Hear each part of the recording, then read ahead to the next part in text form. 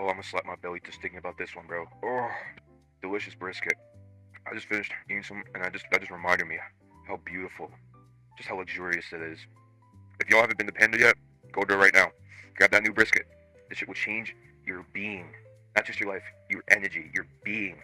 I remember the first time when I was a little jit, and I had the first sliver of brisket in my life. I think that genuinely altered the course of my reality and like my outlook on it. When I was 8, when my little Meemaw took me to we'll call him a little spot in like the most like northern part of the town that I live in. Just some random joint. I remember it was like a long ass drive. It took like 2 hours to get there. She took every back road because she fucking hated going on the freeway for some reason. But when we finally get there, it was like just basically it looked like someone's house from the outside, but it was basically just a barn with a side like mini barn on the other side, and just a bunch of tables in the middle. And when we walked in, just this aroma, the sweet aroma of smoked meat and mac and cheese filled my fucking nostrils, and I was in love the moment I stepped in. And the most important question in my life to this day was asked of me when I was 8 years old. You know how much responsibility that takes? You know how much? That's a lot for an 8-year-old. She asked me, "Sweetheart, you want chicken or brisket?" And as an 8-year-old, I've always ate chicken. I put like everything I ate was chicken tenders, chicken nuggets, chicken sandwiches. That's the only thing I ever touched as an 8-year-old. But something like God Himself came down, reached an arm out, and touched my forehead, and implanted a substantial idea that will live with me for the rest of my life, and will guide me through the course of my life. And I answered her in the sweetest way possible. Mima, I want some brisket. And let's just say, 10 minutes later, with a plate with like half a pound of meat in front of me, a little thing of cornbread, and a little cup of mac and cheese, it was history. I remember this so vividly. I grabbed my little plastic fork, digging. Oh my god. So succulent, so tender, so juicy. Fresh off the, not even fresh off the smoker, fresh off the rack when it was cooling. I haven't even hit puberty yet. And I just knew in that moment I creamed all over myself in my pantalones. Like that, life altering. And ever since then, every time at the thought of brisket, the only thing I could do is just clap my feet together and just rub my belly, because it just brings me pure happiness. Pure dopamine straight to the fucking brain, and there's nothing I can do about it. It's like a drug. I have no self-control. If you put a plate of brisket in front of me, it's gonna be gone in in less than 30 seconds. And I just kind of dream about like I have dreams about it. This is how big of an addiction is. I just have dreams of just like eating, not only just eating, but like laying with the brisket. You know, the whole process of even cooking it. Like I'll have dreams, and sometimes sometimes yeah, my parents might be soaked, but I mean that's a whole different thing we have to talk about, right? And then, oh my god. And until recently, once I realized how to learn how to cook it, it's changed the level of the game. It's no longer, oh yeah, I have to spend $30 for a couple slices, and that's my drug intake for the day. Now I can go to Costco, grab $100 piece of meat, and 12 hours later I can shove all that meat down my gullet. Talk about a game changer. And the thing is, it's crazy if you look at the history of brisket, bro. Some people, or even not even just the history of it, just the kind of like meat it is, it's tough. Like straight off the cow, that thing's still mooing, it's tough. It has all these like little connective tissues and shit, and it's not enjoyable. Like if you can sear brisket meat, it'll be one of the worst like things you've ever tasted. I don't care how much you season it. I don't care how much what you do to it. You can ejaculate on it and it'll still taste like butt. But God forbid the first man to take that piece of meat and say, let's show it love. Let's show it care. Let's take it in from the orphanage and show what a family can be. In over 12 to 16 hours, the end product is a graduate student studying at MIT. It's just beautiful. All the work and love put into it, it's just fucking beautiful.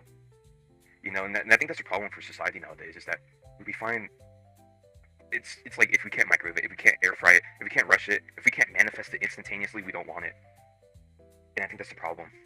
Brisket can show the lessons of the world of how we can live better. We order DoorDash, that shit gets here in 10 minutes. Movie stream instantly. All the information is on Google. But what does brisket tell you? No. And I think that's where the love comes from. It whispers in your ear so tender, so softly, just like itself. It's okay. Let's take our time. And I think that's fucking beautiful. It holds you tight. It doesn't let go. If you take care of that brisket, it takes care of you. And that's fucking beautiful, dog. I'll fucking cry. Give me a sec. Fuck. Okay, I'm locked in. I promise. And just think about the cooking process, bro. It's an art form within itself. Like if you gave ancient Babylonians decades, centuries to master the craft of brisket, they would never be able to. That's how far of this society we have advanced. Brisket takes takes a level of patience, a level of knowledge that goes far beyond the aspects of science itself. I mean, just think about the cooking process itself. It starts even with just what you use to cook it, whether it's a Traeger, a long barrel grill that you use from scraps, like fucking Tony Stark, or an actual like one of those egg-shaped shits. But I mean, I don't know why you would ever cook a fucking brisket on that shit. But even then, just whether you're using pellets, charcoal, or propane, it all starts from the root. The best way I can explain it is starting from the beginning. But before I do, I'm gonna use this metaphor real quick. Cooking a brisket is like raising a child from birth to 18 years old, like 18 years of age. And the beginning part, the early childhood development, is the key to its entire future. If you abandon it at any point, it just ruins the entire thing. If you mess up at any moment in the beginning, it dictates the rest of its life. And think about like all the single fathers, not the single. I think about the single mothers having to raise those children, and those children having father issues, and how that dictates their trauma. The same thing is for a brisket. You have to treat that brisket like your child. You gotta love it. You gotta care for it. And once you love and care for it, and give it the best childhood it can ever ask for, you'll end up with a piece of meat that resembles an MIT student, bro. A Harvard student, a Harvard graduate making six figures off rip first job, bro. And it all starts with this trimming process. Knowing how much to trim, how to trim, and knowing when to stop trimming, that's the key right there. Making sure you're using circular motions. You cut off the mohawk. Because briskets have phases, bro, and trust me, that mohawk phase, cut that shit out. And when you think the brisket's getting too flat near the end, excite it. Make it realize how much potential it has and cut off the end pieces. Because no brisket should be too flat at the end. Trust me, it'll burn up. But you gotta love that brisket. You just gotta care for it, bro. Especially during the trimming process. Making sure you're not cutting too much of that fat on the top. Making sure you remove the silver skin. Expose it to the world. Let it realize its lessons that you've taught it in real time. Because trust me, you don't want to be eating silver skin on a cooked brisket. It just doesn't taste very well. And removing too much fat, exposing it too much to the real world at an early stage will just dry up your piece of meat. You'll become lonely, hate the world around it, and you don't want that, bro. You just don't want that. And once you finally trimmed your brisket perfectly, caressed its sides, showed its true potential of what it could be, that's where you add your spice. That's where you add your lessons. That's where you show it how it should taste. And there's different thoughts process about this. There's different cults of opinions. Just like raising a child, there's different ways you could do it. Or other people think that you could do it. There's the Texas style. Texas original brisket. People will die on this. They will fight wars over this kind of shit. Where all you need is salt and coarse black pepper. And I agree. I really do agree. All you really need for a perfect piece of brisket is salt and pepper. The meat will speak for itself. The tenderism, the fat, its juicy rendered fat will all melt in your mouth. And that hit of pepper and salt takes it to the finish line. God, I'm slapping my fucking belly right now. I know y'all can't hear this shit. God, I'm just rubbing it. Dude, Texas style, original real Texas brisket will have you questioning your entire life. And now, with different, just thinking about other art forms of the brisket, there's others that believe in a little spice. They enjoy the little flavor. And I can agree with them to a certain degree. If you put a little paprika, a little garlic, salt, and pepper still, just to add a little bit of flavor to the meat. Just something to give it that crust still, where it can still have that beautiful crust after it's cooking, but a little extra, little boom, extra flavor. I think that's also acceptable. I know I can probably get lynched for that on a willow tree, but I don't care. I think that's also an acceptable form of brisket. But no matter what you do to your brisket, no matter how you treat it, abuse it, care for it, the most important part of it, well, not really the most important part, but a key factor of it is making sure that when it's done cooking, it has that beautiful, beautiful crust. That's the most important part. A brisket without crust, it's just a hunk of meat. It's not a brisket, it's just a hunk of fucking meat. And the best things that you can do to make sure that that crust stays on all that seasoning is using a binder. A lot of people use mustard. I think that's the best one you could use. Others, use different things, but they should be shot on spot. I'm looking at those who use fucking mayonnaise. Whoever uses mayonnaise on a brisket or anything like mayonnaise or even like butter, please, for the love of God, do us all a favor on this earth. Just do us a favor. Kill yourself. I mean that full-heartedly. Whoever decided that they should, see, I'm already losing I can't even speak straight. I'm losing my mind. I can't even speak straight right now. Whoever decided that on God's green earth that they're gonna put anything other than just like mustard as a binder for brisket, they should die. Really, really just like, and I mean that full-heartedly. A brisket should never be massaged with anything else but mustard. I don't care what the fuck you see. You can, I don't, if you decide to abuse in a brisket with mayonnaise, butter, or any other kind of binder, reconsider. That's all I ask. Reconsider. But once you have it all massaged, getting every caressing every little nook and cranny of that meat, then you want to pile on the seasonings. Make sure that every inch is coated. Don't you dare go lazy on this one. This takes love. You take your time with this. You sprinkle that seasoning blend perfectly to perfection. And now here comes the next part, which people can probably hate me for. You can let it sit, let it in the fridge or whatever. Let the seasoning stick, let do its thing in the fridge for a little bit. Or you could just put it straight onto the grill. I really don't care. I haven't noticed any difference between the two. If anything, I would probably prefer to let it sit in the fridge. That's just how I usually do it. But to each his own on that part. But then here comes the part that requires the most. That requires the most out of everyone that even dares try to cook a brisket. The smoking. Now, like I was speaking earlier, if you have a different smoker, like those long barrels where you have to actually use wood. The wood itself, I mean, I haven't really noticed the biggest difference using like different woods, oak. Sorry, excuse me, oak, applewood, all that other shit. I really haven't noticed the biggest difference, but there definitely are schools of thought on that. Or even just using like a Traeger with the wood pellets. I haven't even noticed the biggest difference with that one either. Propane, you can really, I wouldn't say you really taste it, but you can definitely tell like, yeah, I was smoked with a propane grill, thing. So just be careful with that. If anything, just don't use it. I don't care if you spent $3 on your propane like grill / smoker. Just get a new one, bro. Just cook your burgers and go. Cook your fucking T-bone steaks and shit. Don't even try the brisket. I'm sorry. But beyond that, just making sure that like you're using a smoker too. No direct heat either. Dude, I'm sorry if you're the one dumbass trying to grill a brisket. I'm sorry. You're cooked. Now, when it's actually in your smoker and you're just waiting it for it to cook, there's multiple like schools of thought. When it comes to the overall initial smoke cooking temperature. Some people say 225, some others say 250. I think it just depends on what your smoker can do. Like for instance, I've used both kinds for a pellet or like the pellet smoker. I've used 225. On a bigger one, I would say 250, maybe even just 240. Just go down a little bit. But I mean, that isn't the biggest difference. Not the biggest difference. I would say like it's not the biggest deal, but it can create a difference in the overall how much time it takes for your thing to cook. Because the overall goal of it is low and slow. Slow strokes. That's the whole game here. You don't want to come too fast, and I think that's the best thing you can just focus on. Is just the lower. You just want to let that meat cook for hours. And your first landmark, your first part of the cooking phase, is usually waiting for the stall.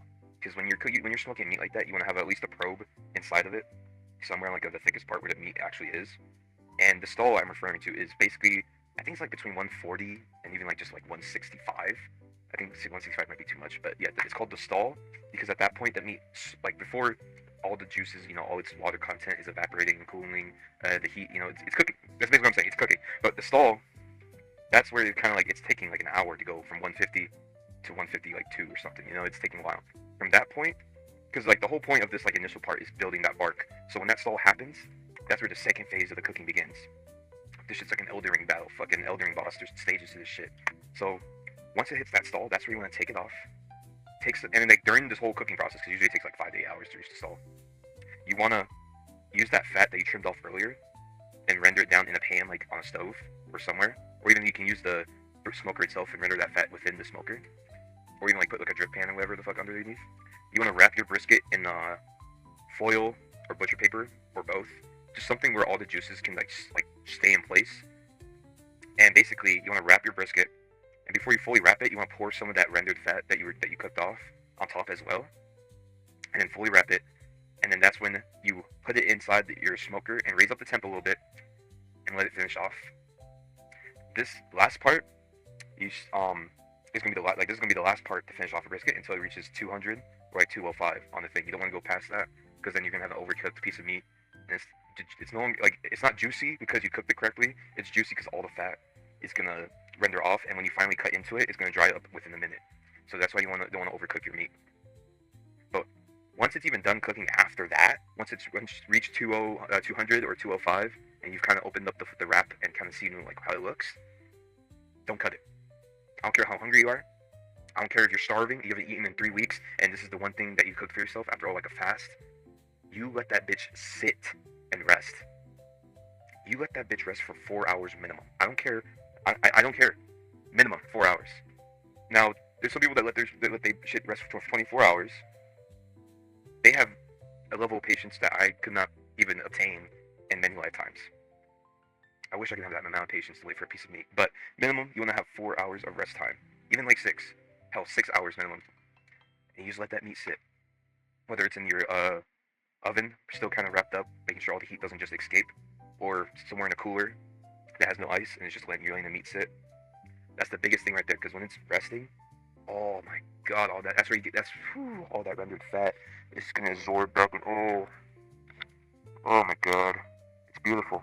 I'm already creaming right now. Like I think I've came in my pants 3 times just describing cooking a brisket. I haven't gone to even eating it yet. Like oh my god. But once it's fully rested, you have it on your cutting board. You have your knife. That first cut, you want to make sure you cut against the grain.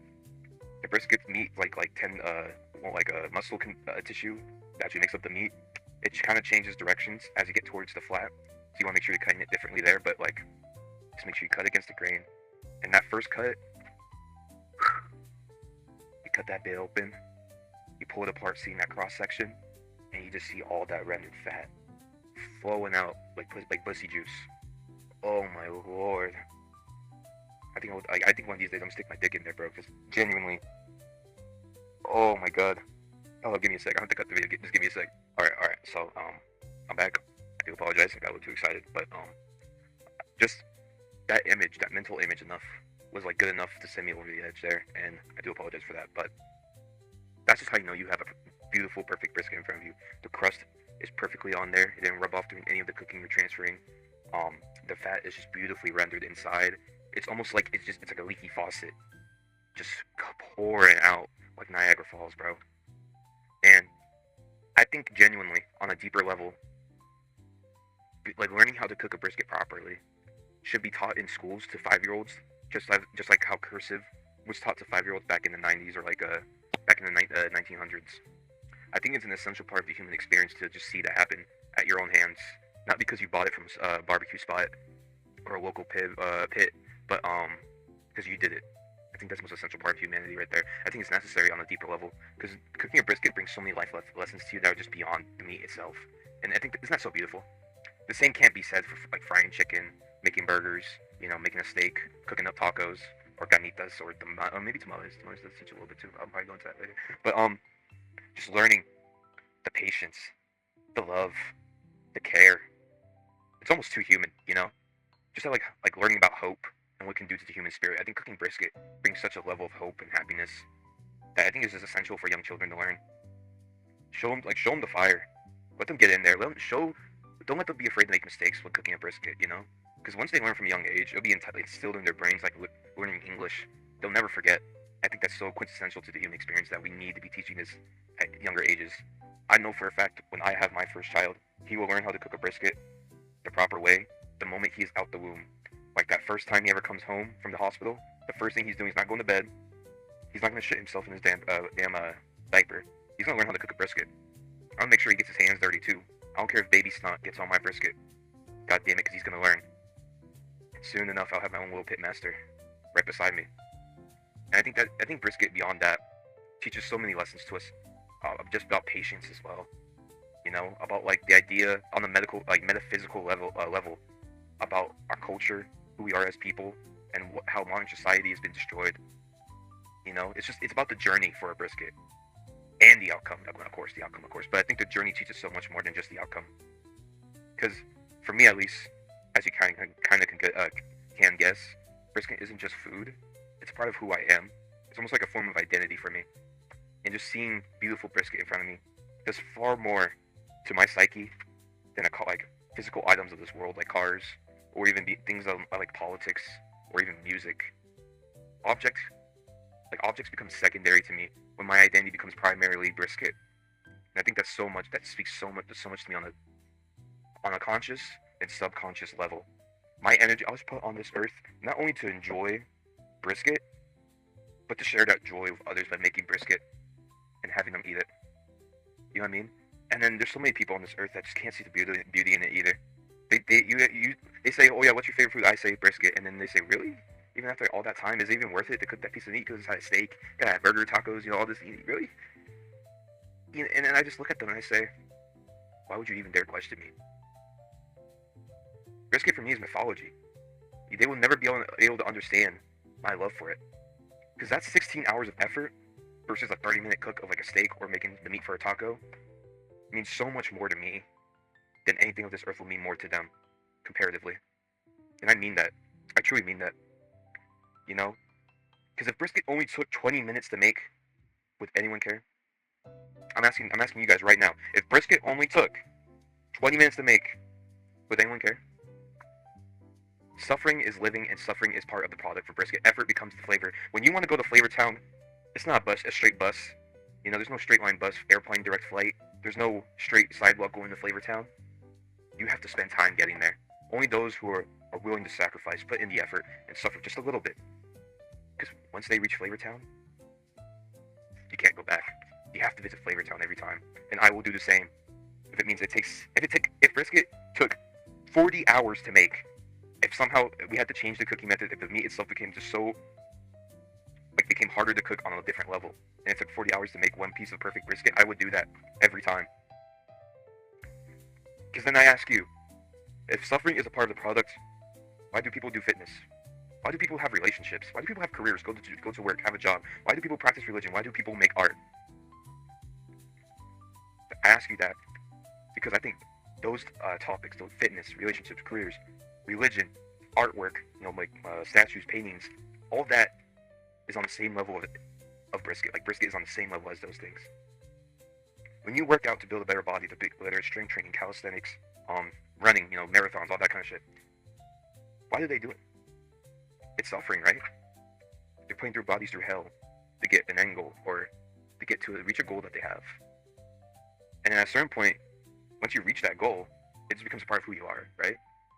Where people like those people you see on Instagram, those gym goers, it just becomes a part of their identity. Where before they started sharing, it was just a goal, It was like, oh, I want to be this weight and look like this. Now it becomes, well, I just go to the gym. That's just who I am. That's just what I do. Same for me. It's the same thing with brisket. Before, you asked me the first time I was making it, oh yeah, I'm just making a brisket. But now if you ask me, I'm like, well, that's just what I do. I love making brisket. It's just delicious. It's beautiful. Think about relationships. When you get into a relationship, there's that little honeymoon phase, like, oh my god, I love this person so much, or even it's just a friend, like, oh my god, this is the best guy I ever known, right? This guy's my buddy. There's gonna be hardships. There's gonna be some days where you hate that person with every inch of your soul. But guess what? You come back, you work on it, and you build a better relationship out of it. When you have lifelong friends, not every day is gonna be peaches and rainbows. There's gonna be some days where it's like, oh shit, this guy's being a hell of annoying right now. Or even your significant other, like, oh shit, they're mad at me again because I didn't fucking say good morning. You send a good morning text, Same is true with brisket. Do you think during the 5th hour of the cook time, when it hasn't even reached the stall yet, don't you think I get like, God, why am I doing this? This piece of meat is just not working with me today. It's taking forever to cook. But guess what? Once it reaches that stall, once I'm able to wrap it, pour that beef tallow right on top, and put it back in, I'm rejuvenated because I realize the effort that I'm putting in, the suffering that I felt for that moment is worth so much more. The happiness is worth so much more than the suffering that I just experienced. Think about your job. There's always a give and take. The job takes your time, your career takes your time, in order so you can have the money to live out your life. Same is true with brisket. Brisket takes time out of my life, where I'm making sure I'm watching it, I'm making sure that it is taken care of. It's grueling labor to a certain degree at a certain point, but guess what? I get a beautiful piece of meat at the end of it, so I can continue to live my life joyous. Religion takes discipline. Going every Sunday, practicing values, making sure that you're living your life fit how you want to, or fit within those religious guidelines. Same is true of brisket. I have to be disciplined. I have to make sure I don't trim too much. I have to make sure the seasoning is perfect. I have to make sure that this brisket, when it's finally cooked, came out the way I intended it to. So when I reach the pearly gates of brisket heaven and I take my first bite, I am not disappointed and being sent to super hell. That is what brisket means to me. And brisket itself is beyond an art form. I think even comparing it to art is a suffrage to its identity, to my identity. Brisket is beyond art. It's an art form that exceeds any value that a piece of painting can do for you. They say cooking is art, but is cooking really brisket? Brisket is beyond cooking. It's beyond the identity of a pitmaster. Brisket is life. And isn't music life too? Really think about that, you know? And I just want to really like harbor in on this idea that maybe brisket is about our need to believe in some things are worth waiting for. Isn't that an Instagram fucking, isn't that an inspirational Instagram post that you would see on your timeline? Maybe brisket is about our need to believe in something is worth waiting for. In a world obsessed with faster, right now, urgency, short form content, brisket is one of the few things that comes up to you, holds your hand, and says, take a deep breath. I'm sorry, but I'm here. And for the next 16 hours, you'll be here too. And demands that patience from you, demands something from you. I think brisket is the only food of this earth that will demand better of you. I want you to really sit with that. Brisket will be the only food on this earth that will demand better of you. Demand to use every ounce of your patience and say, listen, we're gonna go through hell, but soon, once we're at the pearly gates of meat heaven, I'll be there to welcome you in. Isn't that inspirational? Isn't that exciting? Doesn't that just give you hope? Build the human spirit. There'll be those out there that say that brisket is just cow meat that got cooked for too long. And I look at them and say, you must have a nihilistic viewpoint, because right now I'm an absurdist, and god damn it, brisket, I don't care if it is a cow that asked, I don't care if the first person that cooked brisket just overcooked it and it came out perfect. I don't care how it was made, it's here now and it's bringing me so much joy and happiness in my life. Because maybe, just maybe, brisket isn't really about the meat at all. Hold on, I gotta grab a little Diet Coke break. Alright, cool. Alright. Oh shit. Alright. So next time, when you have brisket in front of you, whether it's completely fucking mid at a barbecue spot or it's fucking genuinely the best brisket of your life because you made it or it's at a barbecue spot, I want you to ponder something for me. I want you to ask yourself, is this just a piece of meat in front of me that's been seasoned, slowly cooked in the smoker for hours on end, and laid to rest in front of you so it can be tender and juicy and succulent? Or is this the quintessential experience of the human on earth? Is this the human experience summed up? Is this the human spirit summed up? Is this something greater beyond just the purpose of why we are here, but for the sole reason we were on this planet, placed upon here to give us life? I want you to ask yourself that and enjoy that piece of brisket in front of you, because goddamn, I love brisket.